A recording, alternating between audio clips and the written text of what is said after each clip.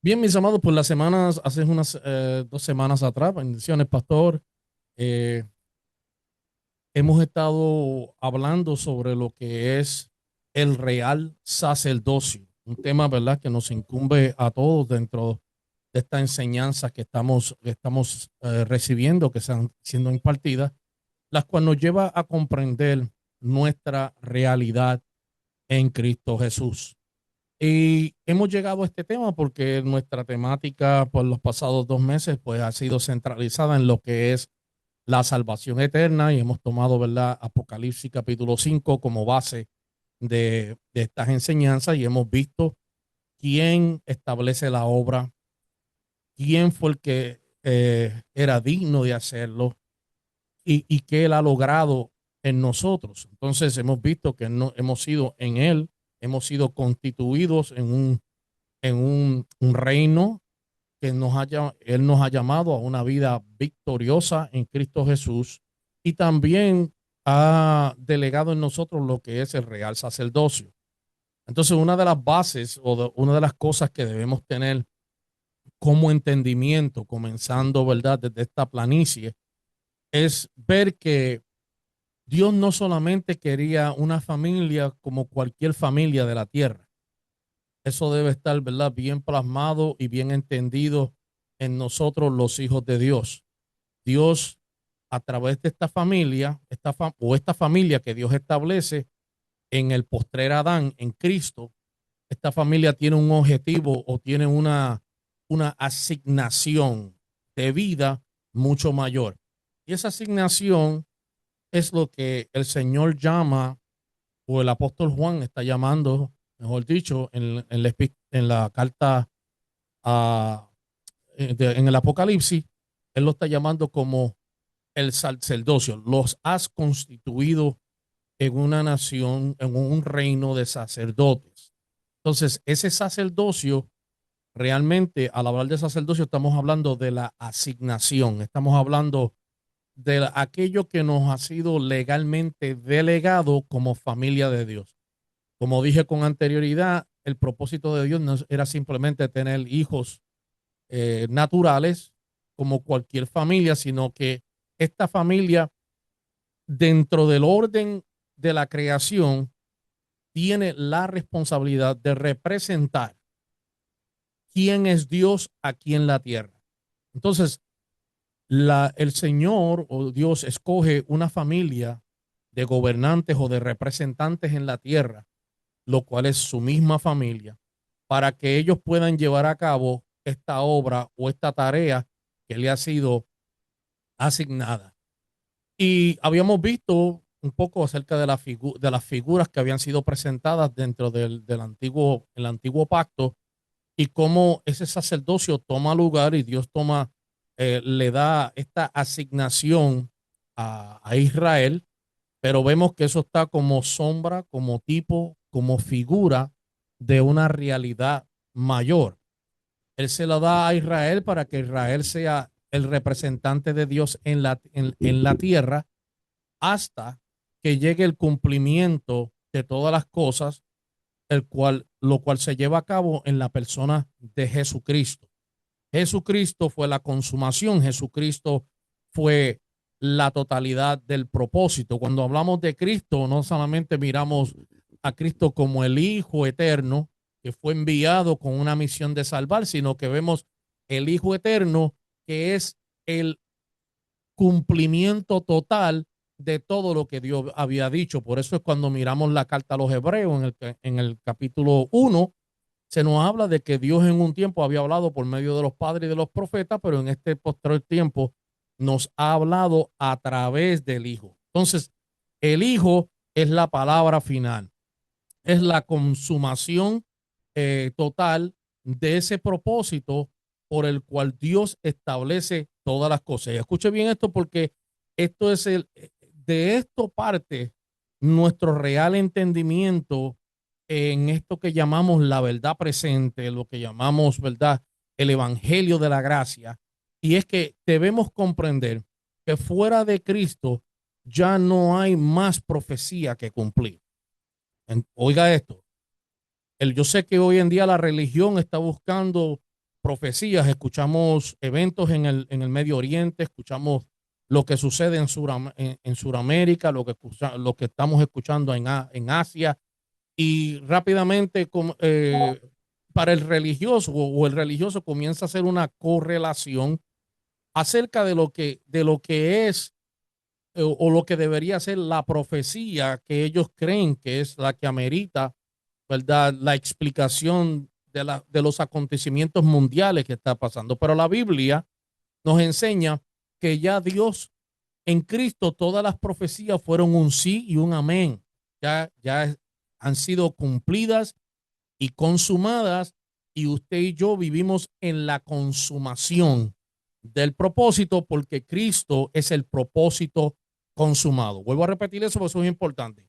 Nosotros vivimos en la consumación del propósito porque Cristo es el propósito consumado de Dios para con nosotros o para con la humanidad o para con la creación, como usted lo quiera la mejor presentar. Entonces, cuando hablamos de la consumación, hablamos de algo que está completado, algo que está terminado.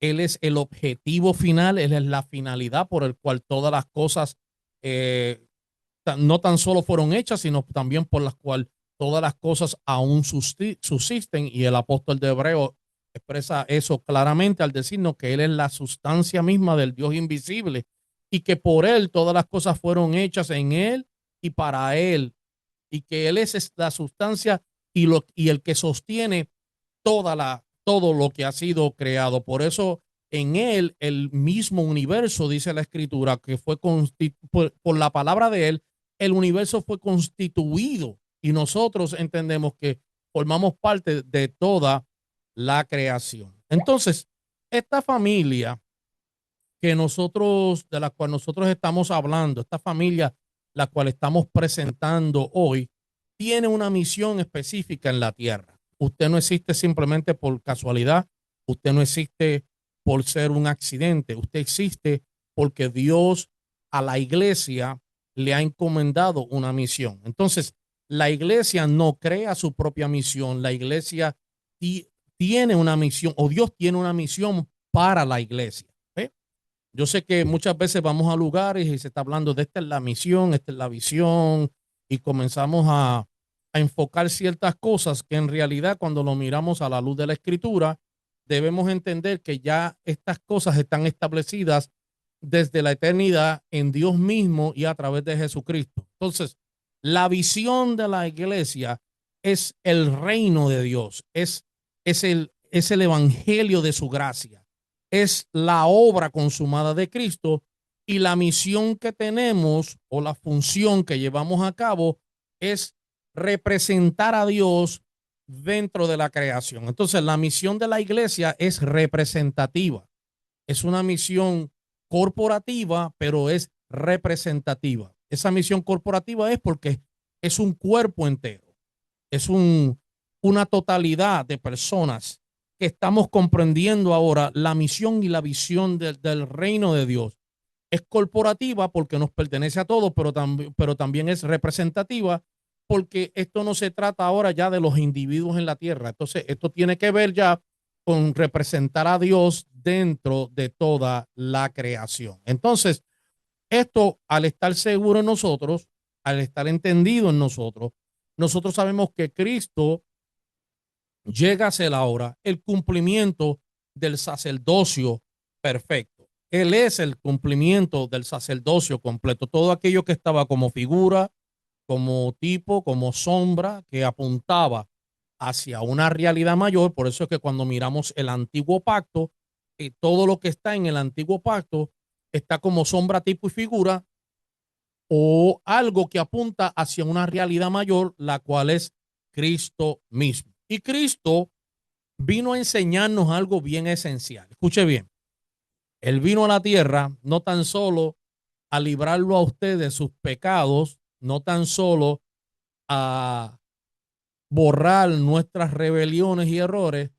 Cristo vino a establecer un orden. Esto es importante. Cristo vino a establecer un orden, y ese orden es el sacerdocio de Dios.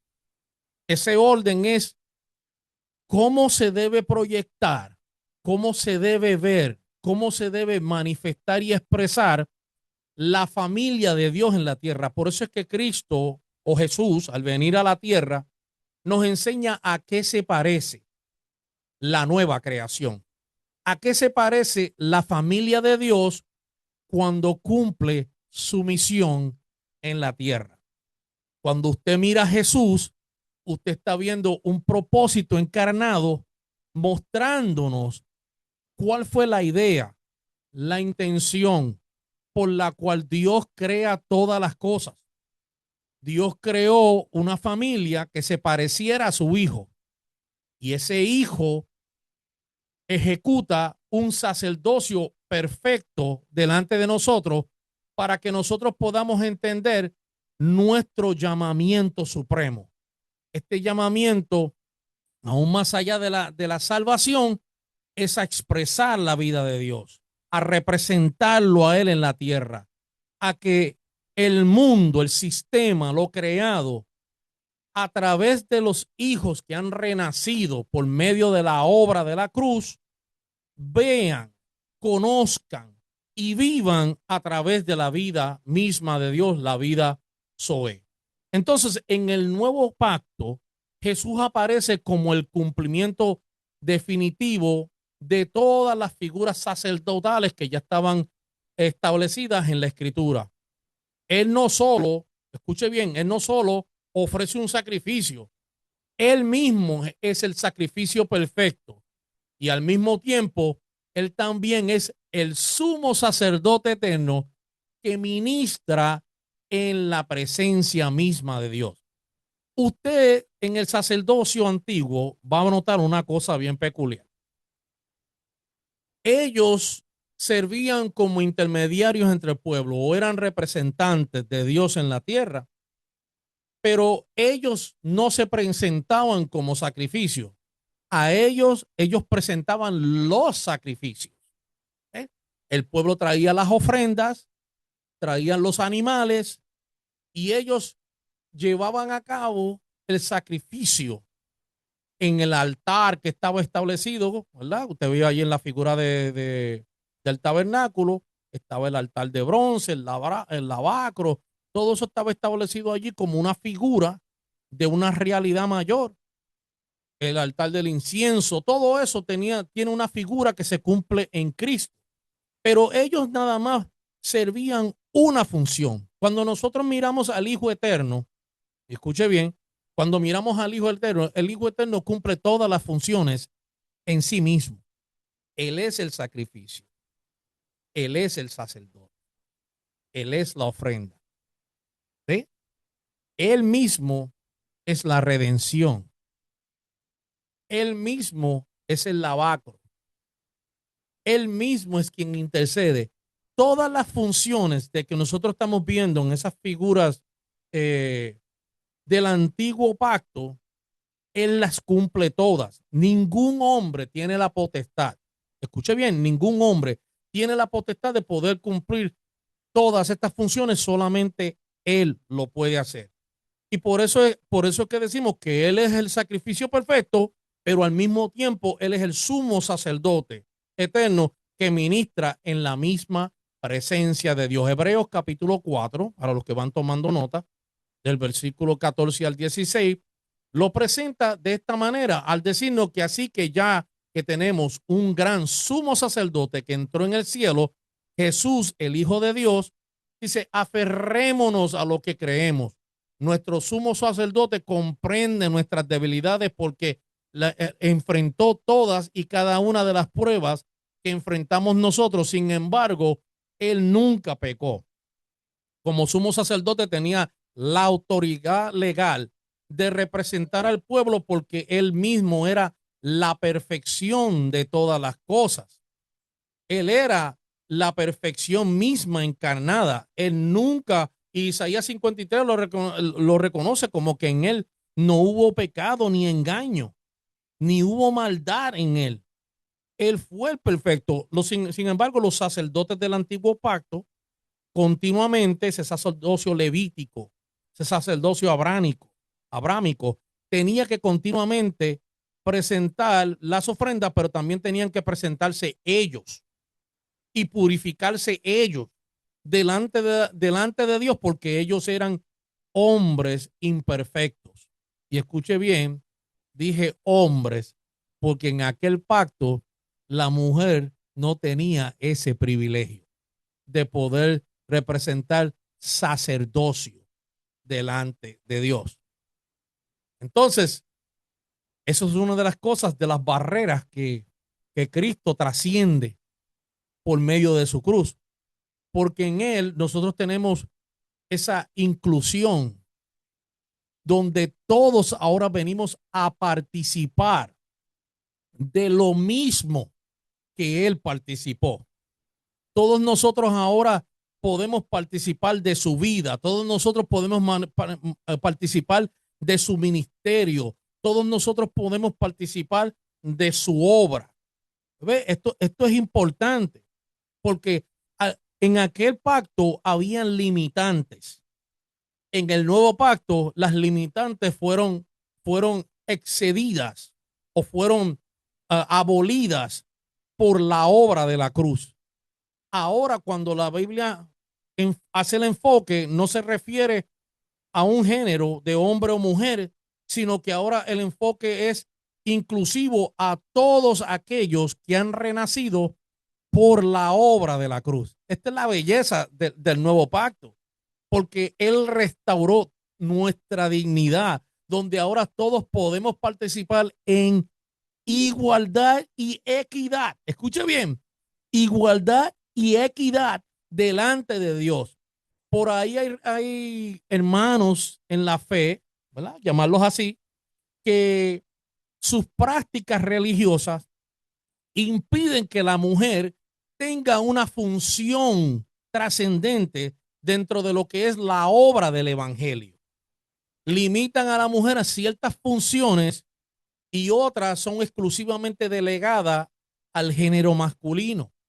Por ahí usted va a escuchar expresiones como que una mujer no puede ser pastora, o que una mujer no puede ser apóstol, o que una mujer no puede ser maestra, o esto, o X o Y razón. En el nuevo pacto, todos nosotros tenemos un ministerio inclusivo. Y ese ministerio no se distingue por sexo, ese ministerio no se distingue por nacionalidad o etnia, ese ministerio no se distingue por una región, ese ministerio ahora nos abarca a todos, y la condición de poder participar dentro de esa obra es entender que todos nosotros una vez estuvimos perdidos en nuestros delitos y pecados, pero que por la obra de la cruz todos nosotros fuimos reconciliados en el propósito y a través de Jesucristo. Entonces ahora a todos nos toca por igual la misma responsabilidad. Por eso es que ahora en el nuevo pacto no hay hombre ni mujer, no hay varón ni hembra, no hay esclavo ni excita. Usted ve, ahora todos en el nuevo pacto somos constituidos en familia de Dios. Escríbalo por ahí por el chat, familia de Dios. Usted es familia de Dios. Usted es hijo de Dios. Y a todos se nos ha delegado la misma función.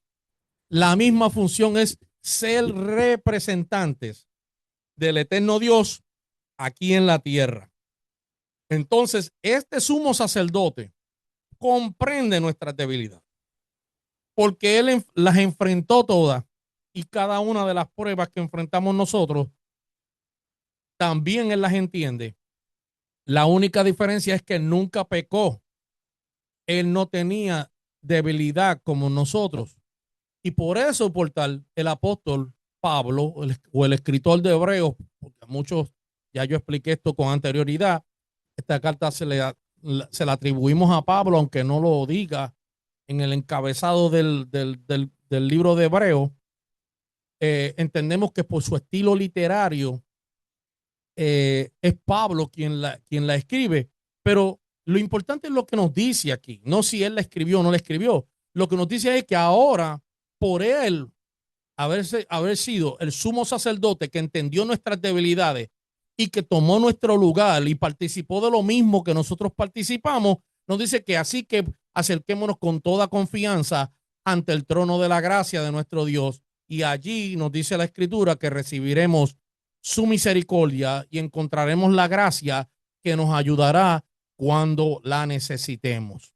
En la versión Reina Valera dice: acerquémonos pues confiadamente ante el trono de la gracia, donde podemos encontrar el oportuno socorro para nuestra vida. ¿Ves? Y esto es importante porque con la muerte y la resurrección de Cristo ocurre algo radical en la historia de la redención. Ocurre algo radical en la historia del ser humano.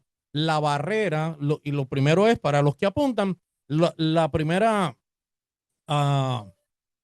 lo primero que ocurre que debemos acentuar y tener esto presente es que la barrera entre Dios y la humanidad es removida. ¿Por qué digo esto? Acuérdese lo que dijo el apóstol Pablo en Romanos capítulo 6, versículo 23, cuando él dice: por cuanto todos pecaron, dice, estaban destituidos de la gloria de Dios. Ahí está la barrera. Todos nosotros erramos el blanco. Todos nosotros en el primer Adán erramos el blanco. Fuimos constituidos, Romanos capítulo 5 se lo dice, fuimos constituidos en transgresores. Fuimos constituidos en pecadores. Heredamos la naturaleza pecaminosa, aquella naturaleza que debió haber sido la naturaleza de un real sacerdocio, de una familia conectada y en comunión con su creador. Hereda ahora el germen, hereda el virus, hereda aquello que nos mantiene alejados de Dios. Pero en Cristo, la barrera fue removida. En Cristo, la humanidad fue restaurada. En Cristo, volvemos a recobrar nuestra identidad. En Cristo, recobramos nuestra misión. Y en Cristo, volvemos a enfocar la visión del reino. La visión del reino es una familia que se parezca a su hijo. La misión es representarlo en la tierra tal y como él es, darlo a conocer. ¿Ve? Esa es nuestra verdadera misión. Nuestra verdadera misión no es llenar las bancas de un edificio.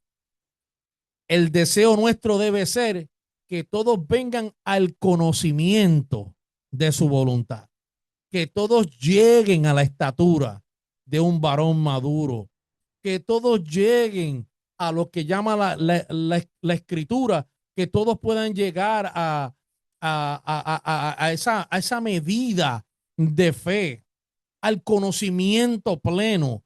Ese debe ser nuestro anhelo. Nuestro anhelo no es simplemente tener congregantes. Escuche bien, porque de ahí es donde la religión o la religiosidad se alimenta. La religión y la religiosidad se alimenta en números, se alimenta en tener seguidores, se alimenta de tener gente que validen lo que tenemos y ellos llaman como ministerio.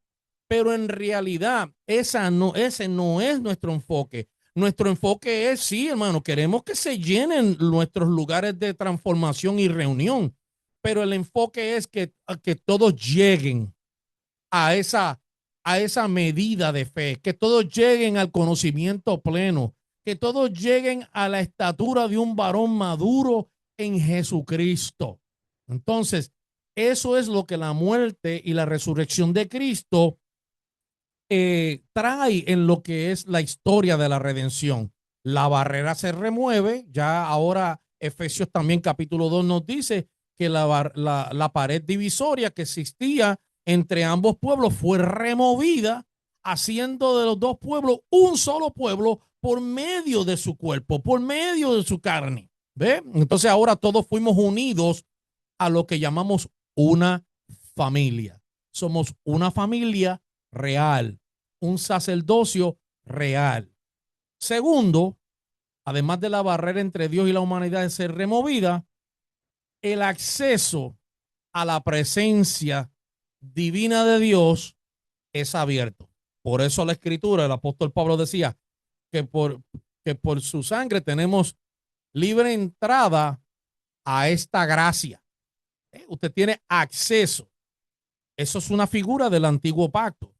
¿Por qué? Porque el trono de la gracia antes estaba detrás de una cortina. Escuche bien, cuando usted mira el tabernáculo, usted va a ver que el tabernáculo o el lugar de reunión estaba dividido, había muchas divisiones, había muchos pasos que dar para poder llegar a ese lugar donde está la presencia o donde estaba la presencia plena y manifestada de Dios. Mire todo eso. Había que entrar por la puerta, había que llegar al atrio, del atrio estaba una cortina que detrás de esas columnas estaba el lugar santo. Ahí en el lugar santo había otra cortina que separaba el lugar santo del lugar santísimo. Eran pasos que había que pasar para que un hombre, en aquella figura, un hombre pudiera entrar una vez al año a ser partícipe o ser testigo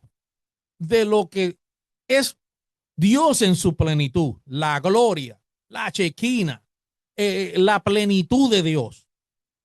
Ahora en Cristo el acceso fue abierto. Por eso dice que en Él tenemos entrada libre por su gracia. Tenemos acceso ilimitado. Escuche bien, acceso ilimitado a esta gracia. Por eso que nos manda a decir que nos acerquemos confiadamente, ¿ve? Como lo decía el autor ahí en el capítulo 4 de Hebreo, que nos acerquemos confiadamente ante el trono de la gracia, donde podemos encontrar el oportuno socorro. Ahora ya un hombre no es el que te limita llegar a Dios. Escuche bien, para aquellos que todavía viven atrapados en esta figura de que es el pastor el que tiene que hacer esto por mí, es el pastor el que tiene que orar por mí.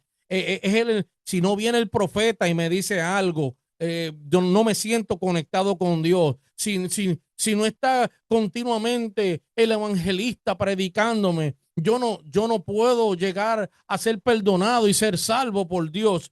Eso quita, esas gracias están establecidas simplemente para explicar a Cristo. Se lo voy a poner en arroyo y habichuela. Es para explicar a Cristo, para que la iglesia entienda quién es Cristo, no para establecerse como intermediarios o establecerse como una limitante para que nosotros podamos llegar a la misma presencia de Dios.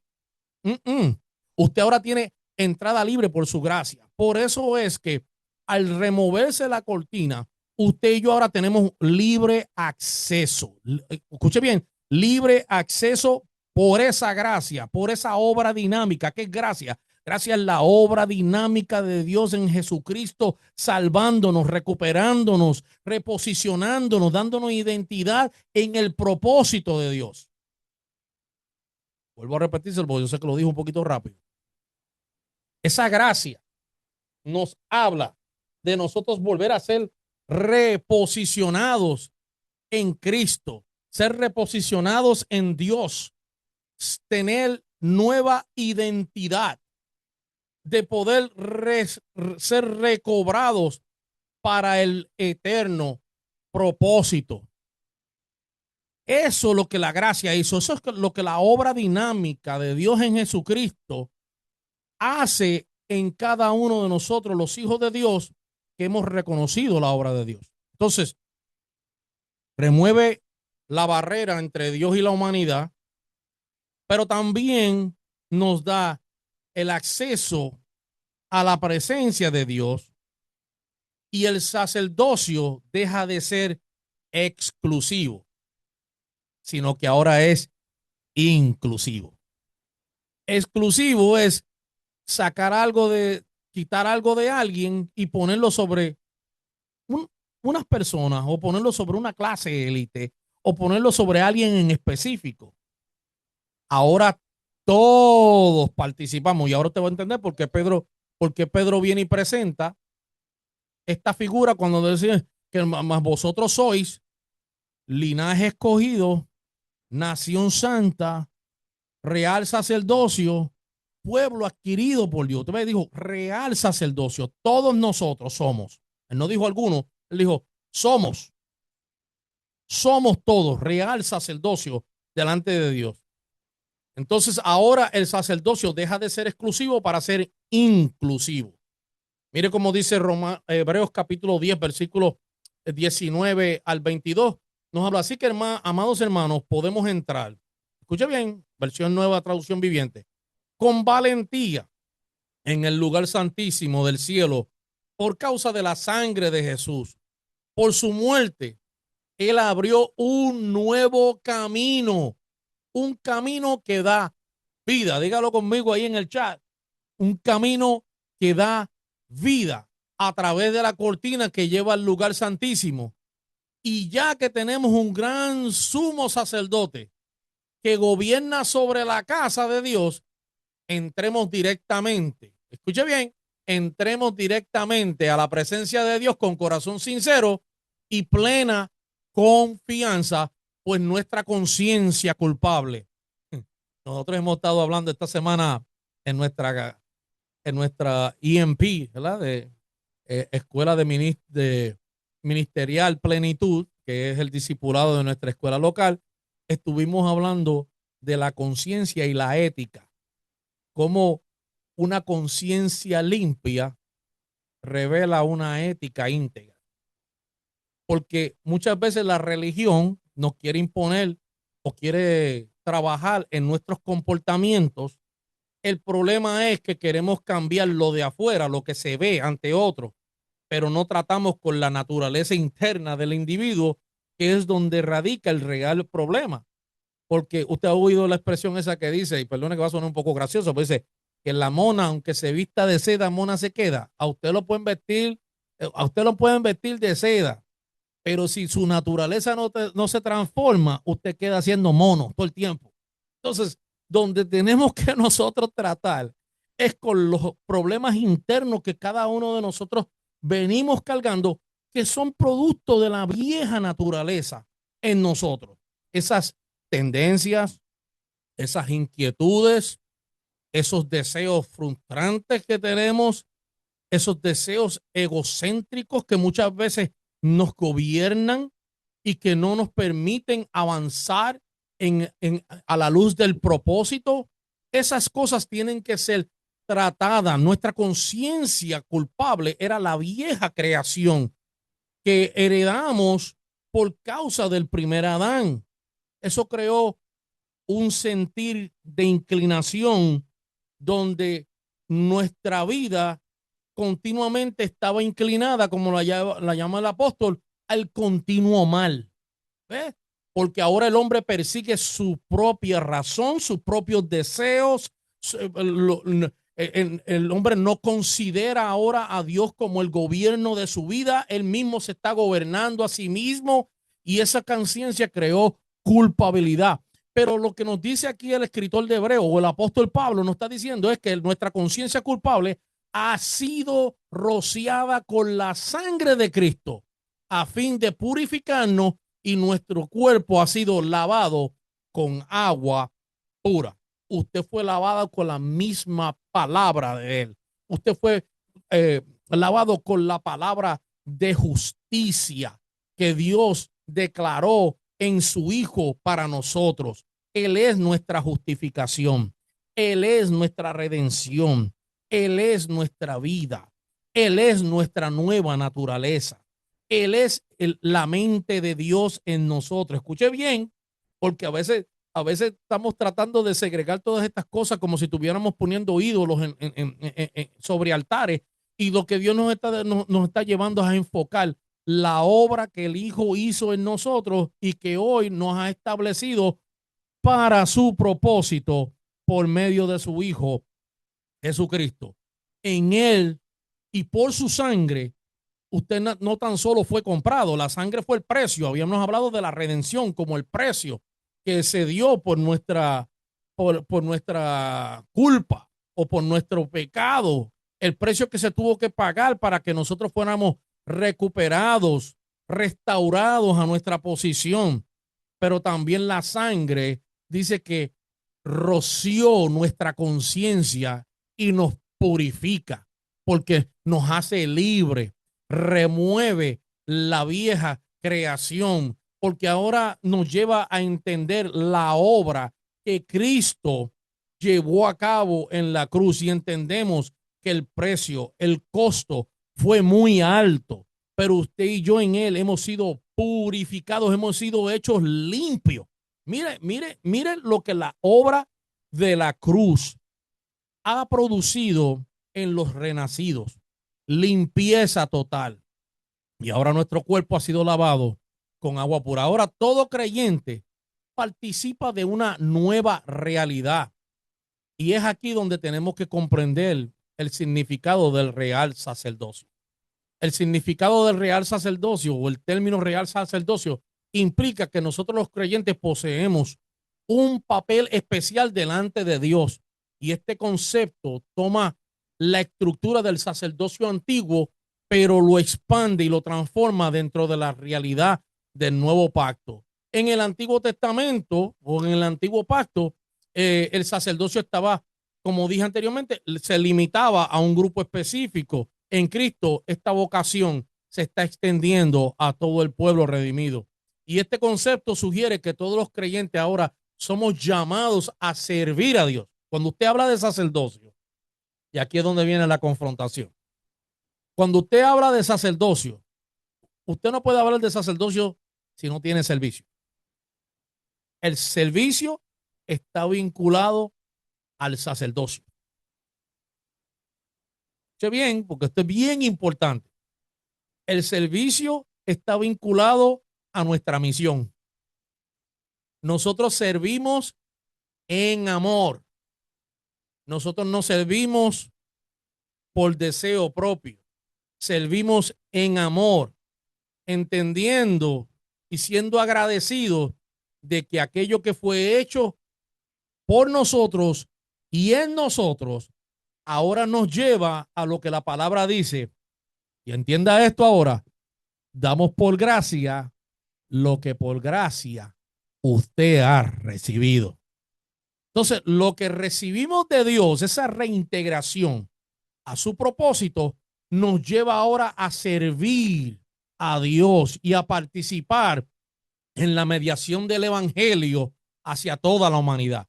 Ahora somos los representantes de Dios, a los cuales segunda de Corintios o en segunda de Corintios capítulo 5, el apóstol está diciendo que a nosotros se nos fue confiada la palabra de la reconciliación. Ahora nosotros tenemos nuestra misión como sacerdotes es servir a otros. Eso es un sacerdocio efectivo. Cuando comenzamos a servir a otros en amor. ¿Por qué usted cree que Jesús habló del amor con tanto ímpetu? ¿Por qué usted cree que también las cartas apostólicas enfatizan sobre la realidad del amor y lo que debemos hacer dentro de esta realidad? Y esta realidad siempre va a terminar en la misma cosa, servir a otros en amor. El evangelio mismo, la buena noticia, la cual es Cristo, es servicio. Cristo, si usted tiene a Cristo en el corazón, usted sirve. Por eso Jesús en una ocasión, ¿verdad? Tomó la toalla y empezó ahora no es que vaya usted a hacer la práctica eso en su congregación, a decir, no, porque Jesús dijo que cajara la toalla, vamos a estar quitándole los zapatos y las medias apestosas, esas que tiene mucha gente, y vamos a estarle lavando los pies. Eso no es lo que nos está mandando, no nos manda a convertir estas cosas en una práctica externa. Lo que nos está mandando a hacer es a practicar algo interno, que es la manifestación del amor. Y Jesús dijo, el Hijo del Hombre no ha venido a ser servido, sino a servir. El Hijo del Hombre no vino a ser servido, sino vino a servir. Por eso que usted ve en la oposición de Pedro, cuando Pedro dice, no, no, no, Señor, a mí tú no me vas a lavar los pies. Yo no sé si era porque a lo mejor había caminado mucho y los pies los tenía un poco olorosos y no quería que el Señor oliera el olor de sus pies. Estoy acá, ¿verdad? Bromeando en esto, pero él rechazaba, no se sentía digno de que el maestro le lavara los pies. Le dijo, Pedro, si no dejas que yo te haga esto, tú no tienes participación conmigo. Por eso es que quien no sirve no está participando con el maestro. Alabado sea Cristo. Quien no sirve no está participando con el maestro, porque él le dijo, si tú no me dejas hacer esto, tú no tienes participación conmigo. Si tú quieres, mi amado hermano y mi amada hermana, si tú quieres participar de la plenitud de Dios, tú tienes que aprender a servir, pero no es servir desde la obligación, es servir en amor a los demás. ¿Qué quiere decir eso? Que muchas veces vamos a tener que remover nuestro ego, que muchas veces vamos a tener que remover nuestro propio deleite, que muchas veces, y digo nuestro propio deleite porque a veces hacemos las cosas bien, pero las hacemos bien cuando alguien nos cae bien. Pero ¿cómo servimos a otro cuando a otro no te cae bien? Por eso es que en el servicio hay remoción de intereses. Apunte esa que está buena. En el servicio hay remoción de intereses, se remueven los intereses personales. En el servicio hay eternidad. En el servicio está la gloria manifestada. En el servicio la vida de Cristo es expresada. ¿Usted quiere tener participación con Él? ¿Usted quiere expresar la vida de Cristo? Aprenda a servir. ¿Se acuerdan aquella ocasión que le trajeron a Jesús aquellos dos muchachos y la madre hizo la petición de que uno se sentara a la derecha y el otro se sentara en la izquierda y el Señor le dice, no, a mí no me toca el dar posiciones, eso no está en mi potestad. Pero le dijo una cosa bien clara, que el que quiera, ¿verdad? Que el que quiera ser el primero, le dice, aprenda, escuche bien, aprenda a servir primero. Usted quiere tener participación dentro de los asuntos eternos de Dios. La llave, la clave es aprender a servir en amor, no por obligación, en amor. Cuando usted lo hace en amor, la vida de Cristo está siendo expresada. La dimensión de la eternidad está siendo manifestada en este ámbito de tierra. La dimensión eterna se está dando a conocer a través de aquellos que sirven y participan juntamente con Él de lo que Él mismo es en esencia y naturaleza. Por eso es que tener a Cristo, escuche bien, tener a Cristo es servicio. Eso no es humillación, eso no es rebajar carácter, es servir, es avanzar a otros, es ayudar a que otros lleguen a lo mismo que usted ha recibido por gracia. Lo que usted recibe por gracia lo va a dar. Entonces, la dimensión etimológica de este término del real sacerdocio combina dos conceptos sumamente y profundamente significativos para nosotros, porque nos está enseñando primeramente que el sacerdocio es acceso a Dios, una familia que tiene acceso a Dios, una familia que no tiene limitantes, una familia que tiene derecho legal. En el antiguo pacto usted veía que no todos tenían acceso, solamente el sumo sacerdote una vez al año.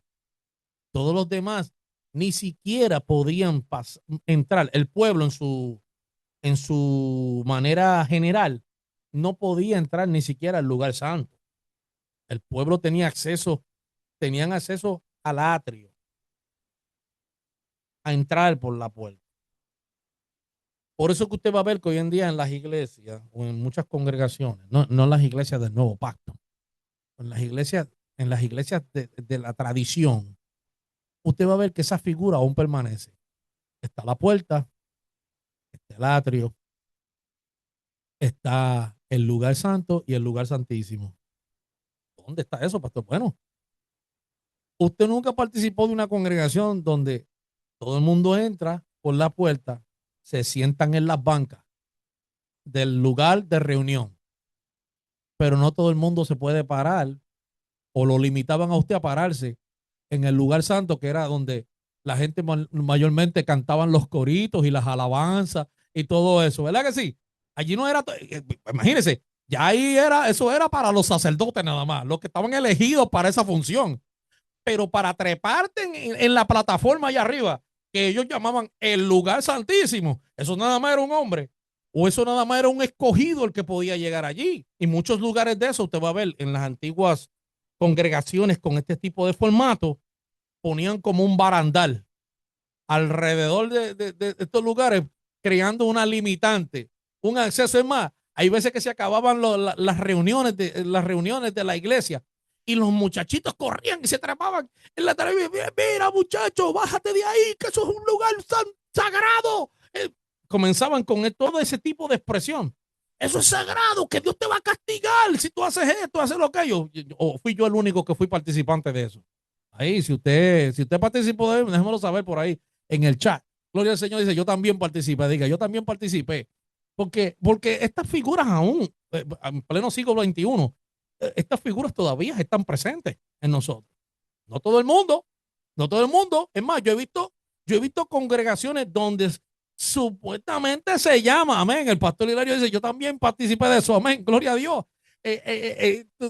Donde he visto iglesias que predican la verdad presente y aún esa mentalidad persiste. A mí me gusta los lugares como el que tenemos ahora nosotros, donde no hay plataforma divisoria, donde todos nosotros estamos como a un mismo nivel, donde todos nosotros nos movemos en la misma estatura, entendiendo los roles y las funciones. Claramente, cuando yo me pongo delante o otros hermanos toman ese lugar para poder ministrar a la casa, y en la casa todos nosotros prestamos atención porque estamos viendo gracias manifestadas que nos están guiando, nos están entrenando, nos están dando a conocer aspectos y cosas que a veces nosotros desconocíamos de esta verdad.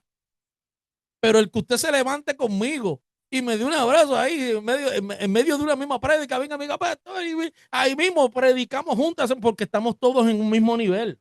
O sea, nosotros no estamos siendo separados por, por, por cosas materiales, nosotros estamos siendo unidos por un vínculo mayor. Ese es el vínculo de la fe. Entonces, la palabra sacerdocio, mi amado, describe una comunidad de creyentes, describe una familia, describe una comunidad de sacerdotes llamadas a servir delante de Dios. Todos nosotros hemos sido llamados. Eso es lo que se llama, en hebreo se presenta como ministrar a la casa. ¿Sí? Usted ministra a la casa, pero también ministra en la casa. Esto no tiene que ver con el lugar geográfico. Esto no tiene que ver con las bancas y las paredes.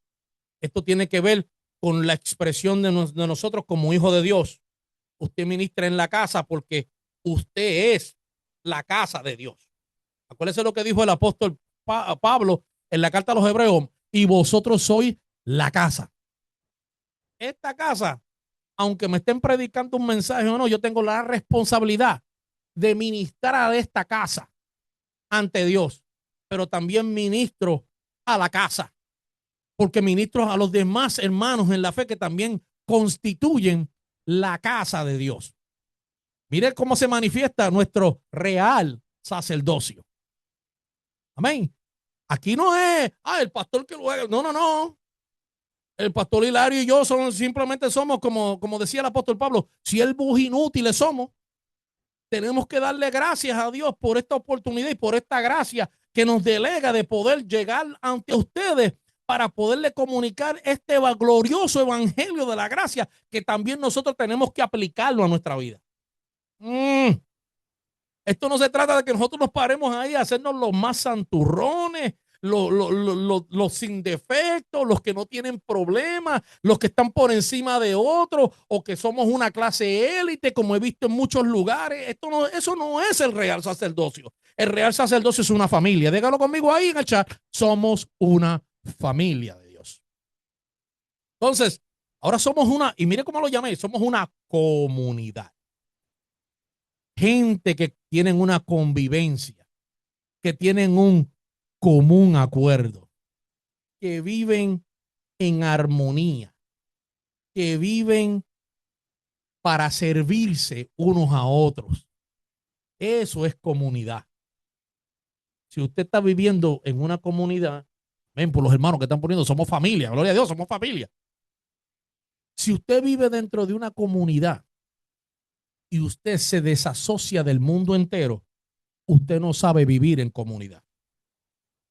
Usted está viviendo en aislamiento.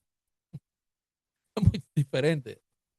Así que le recomiendo, especialmente, ¿verdad? En New York se hace un poco más fácil esto, porque usted sale a la calle y siempre se encuentra con alguien. Pero cuando usted sale aquí en la Florida, que a veces hace tanto calor, mire, salga afuera y dése a conocer. Salga afuera, salude al vecino. Eso es vivir en comunidad. Salga afuera y dígale al vecino, si necesitas cualquier cosa, aquí estamos para servirte. Aunque te caiga mal el vecino. Aunque de noche no te deje dormir con el bum bum bum y el Batman bang, retumbando tu casa. Aunque sea un vecino alborotoso, sea lo que sea, demuestra que tú eres parte del real sacerdocio, de la familia de Dios, y que como tal queremos que otros también vengan y participen de lo mismo. Por eso es que esta familia está llamada, dígalo por ahí por el chat, llamados a servir. Yo quiero que esto, de toda esta clase en el día de hoy, ya vamos concluyendo esta sección. Usted entienda esto. Yo siempre digo que todas mis enseñanzas o las enseñanzas que el Señor me permite traer tienen un tema que va a ser acentuado. Porque, y siempre le llamo a ese tema que se acentúa en una conversación, yo le llamo la voluntad de Dios. Es lo que Dios quiere que usted entienda en el día de hoy. Que usted fue llamado a servir. Y ya le expliqué por qué. Porque si el servidor, Cristo, vive y habita en nosotros, usted no puede hacer, y Él es su vida. Dígalo, Él es mi vida. Si Él es su vida y Él es quien constituye su naturaleza, usted no puede hacer algo que es incongruente hacia lo que Él es. Usted no puede hacer algo diferente. Amén, mis hermanos. Sí, Él es nuestra vida. Y esa vida se va a revelar en nuestro servicio. Usted quiere ver si alguien verdaderamente tiene la vida de Dios, vea su servicio. Vea cómo sirve. Vea si sirve en amor. Vea si el Espíritu de gracia está en medio de su servicio. Vea cómo da el todo por todo. Vea cómo se desborda. Porque otros también lleguen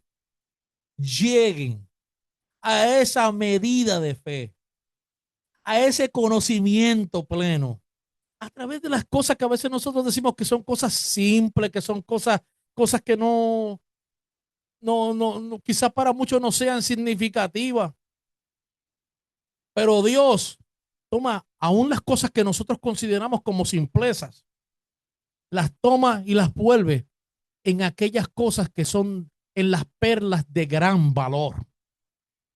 Que cuando otros las ven, hermano, es como que encontraron la vida misma.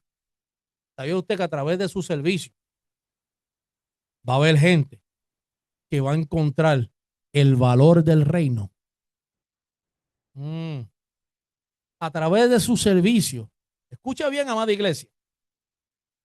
Usted va a encontrar gente que en lo que usted expresa y manifiesta van a encontrar la perla de gran valor, como aquella mujer que se le perdió la moneda, la dracma, y encontró esa dracma de gran valor para su vida. Ellos van a encontrar a Cristo. A Cristo no lo encontramos solamente en una prédica. Escuche bien. A Cristo no se encuentra solamente con palabras. A Cristo se encuentra con hechos, con un abrazo, con una expresión de bendición. Se encuentran en medio de palabras, se encuentran en cánticos. Pero la mayor expresión de Cristo que yo puedo ver es como servimos delante de Él. Entonces, en el Antiguo Testamento, el sacerdocio implicaba mediación entre Dios y el pueblo. Los sacerdotes representaban a Israel delante de Dios y ofrecían sacrificios para la reconciliación. El nuevo sacerdocio, la iglesia, es la reconciliación encarnada de Cristo en la tierra. Nosotros tenemos, Pablo dice, el ministerio de la reconciliación y nos ha sido confiada la palabra de la reconciliación. Fuimos reconciliados, tenemos el ministerio de la reconciliación, pero también tenemos la palabra de la reconciliación.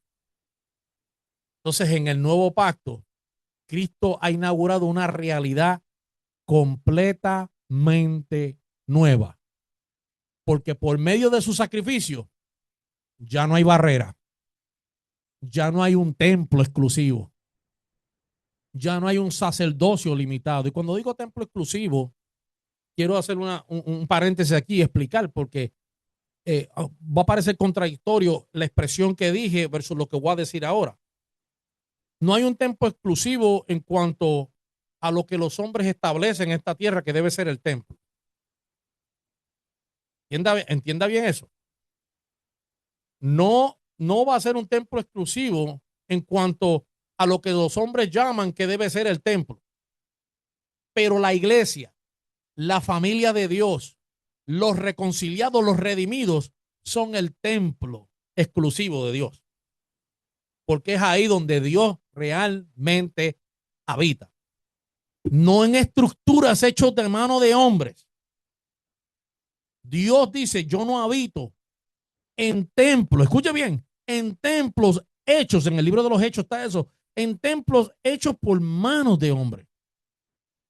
Dios habita en un templo, en una casa, en una morada espiritual, en una familia. Ahí es donde Él habita.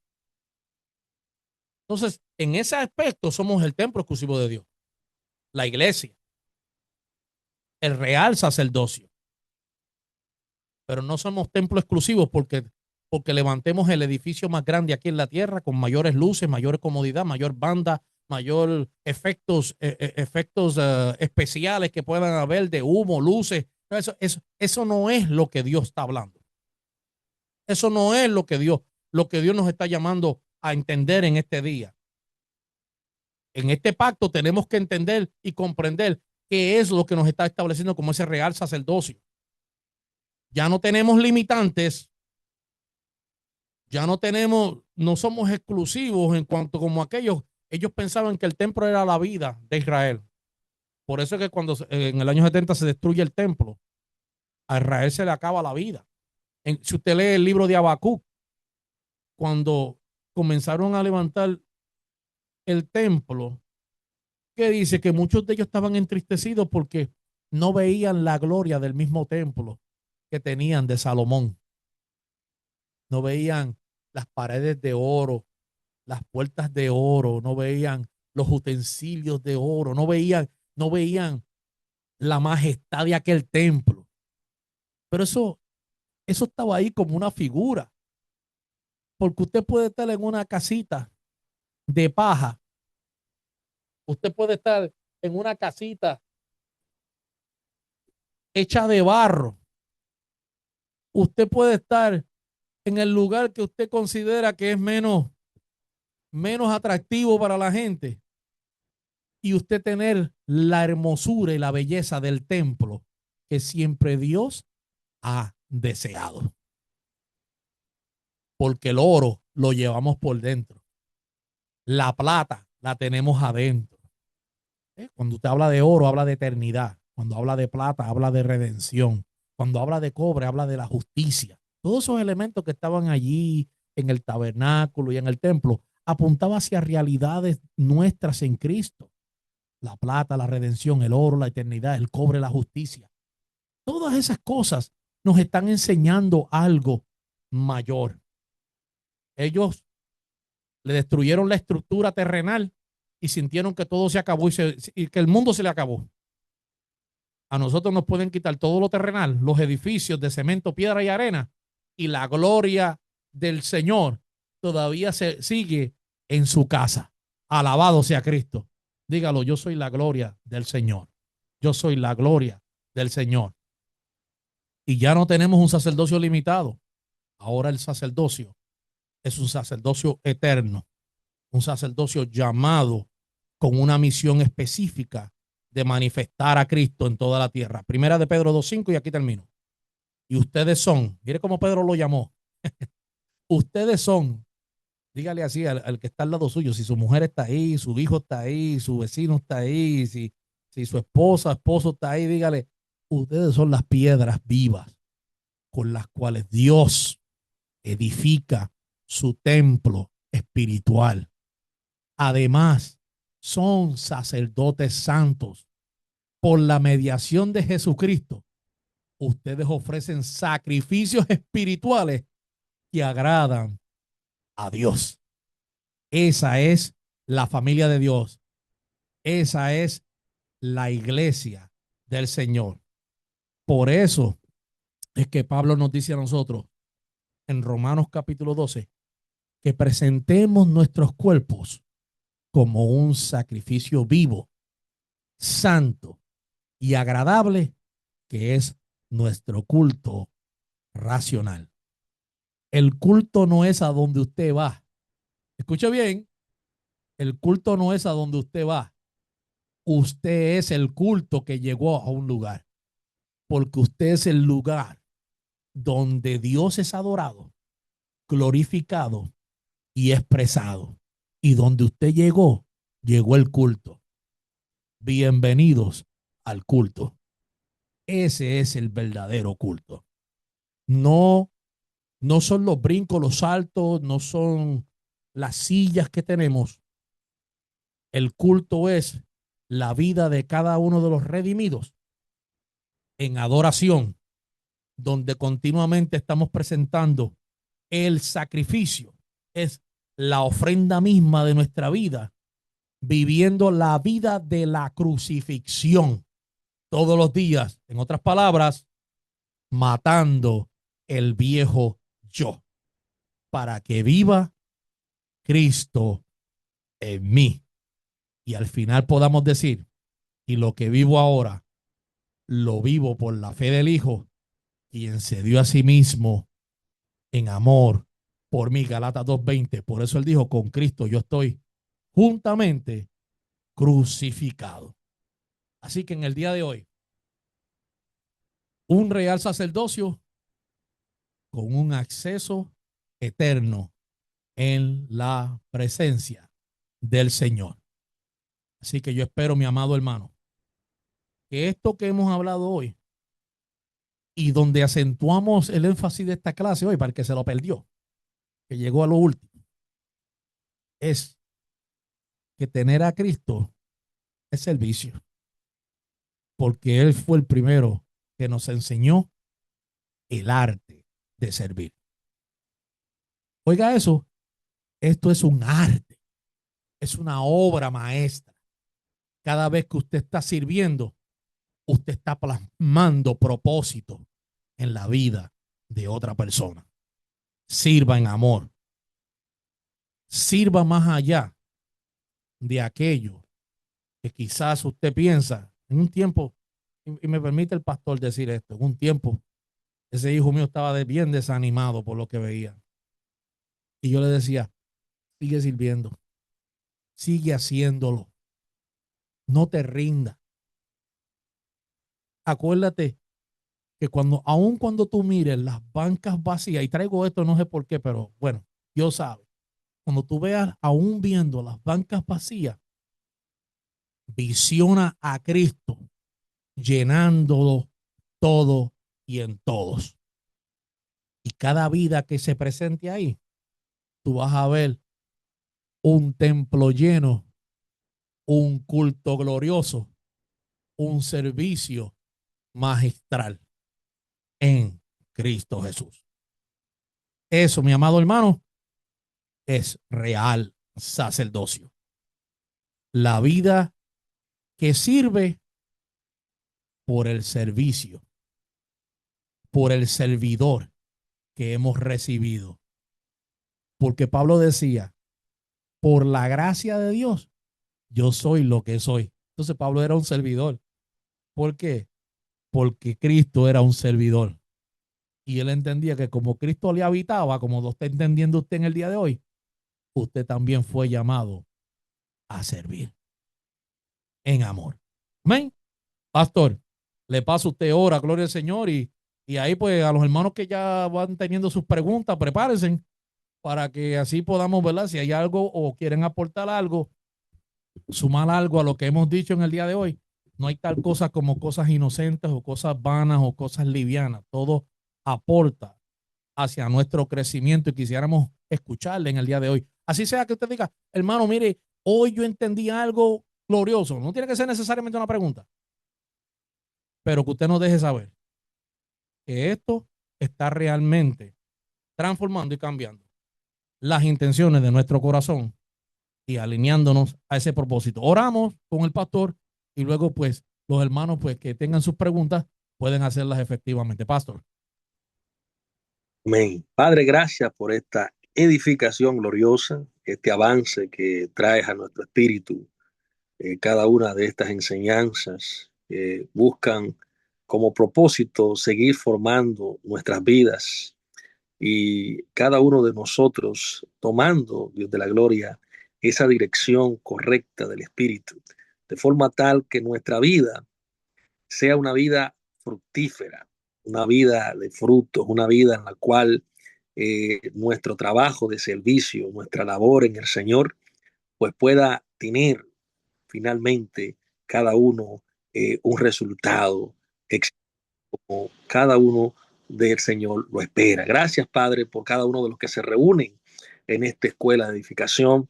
Gracias por aquellos, Dios de la gloria, que sigues trayendo, porque Dios es quien pone el querer y el hacer. Y yo sé que hay gente que ha de seguir uniéndose a estas verdades, a estas reuniones para poder seguir manejando, ¿verdad? Esta voluntad gloriosa que nos ha concedido a través de su gracia nuestro Señor Jesucristo. Damos gracias por esta edificación, gracias por nuestro amado obispo, gracias por la gracia que ha sido en él derramada y que somos participantes de ella, ¿verdad?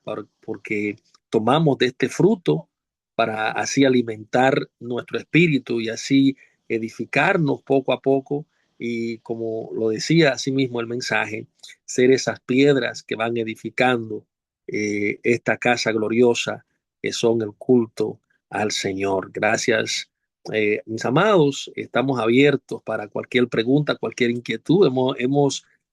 Aquí se han tocado de todos los temas, obispo, y una de las cosas que observé es que la gente usualmente cuando lee las escrituras de forma literal, pues muestran, ¿verdad?, una humildad muchas veces eh, disfrazada al lavarle los pies a la gente por no entender, es verdad, el significado de esto.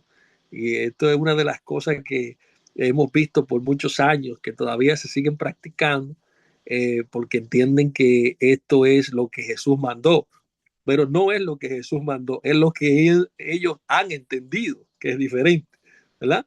Él nos llamó y nos enseñó la fuente del servicio, cómo servir y cómo él siendo lo que era, ¿eh?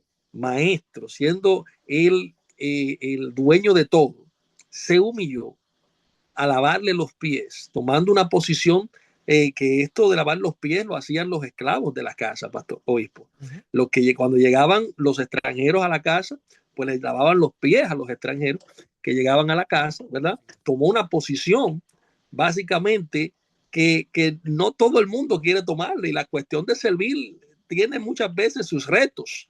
Por eso es que nosotros el servicio no lo tomamos como algo obligado, Esto es algo voluntario. Esto es algo que Dios nos lo ha puesto en nuestro espíritu. Esto viene de forma, sale y se expresa de forma genuina, precisamente por el Dios que nos habita. Amén. ¿Alguna pregunta, mis amados? Este es el momento que usted puede colaborar con cualquier participación.